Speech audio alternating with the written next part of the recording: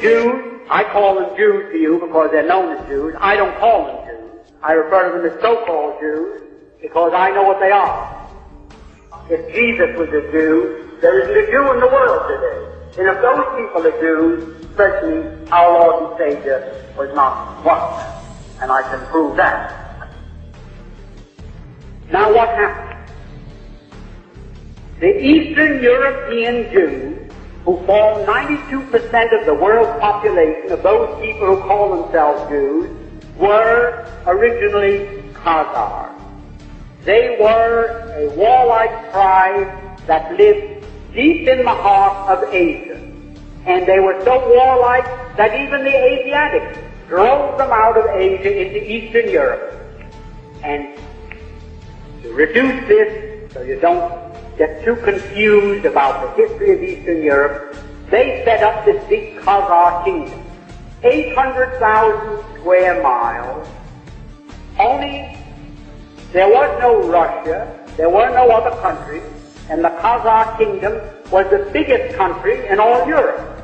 So big and so powerful that when the other monarchs wanted to go to war, the Khazars would loan them 40,000 soldiers. That's how big and powerful they were. Now, they were phallic worshippers, which is filthy. I don't want to go into the details of that now. It was their religion, the way it was the religion of many other pagans or barbarians elsewhere in the world. Now, the king became so disgusted with the degeneracy of his kingdom that he decided to adopt a so-called monotheistic faith, either Christianity, Islam, the Muslim faith, or what is known today as Judaism, really Talmudism. So, by spinning a top, he said, eeny, meeny, miny, moe, and he picked out so-called Judaism.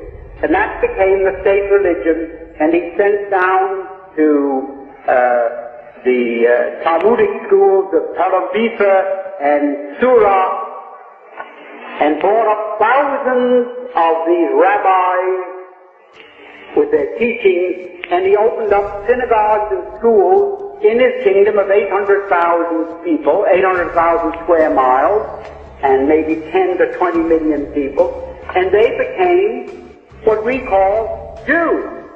There wasn't one of them that ever had an ancestor that ever put a toe in the Holy Land, not alone in Old Testament history, but that's the time, the beginning of time.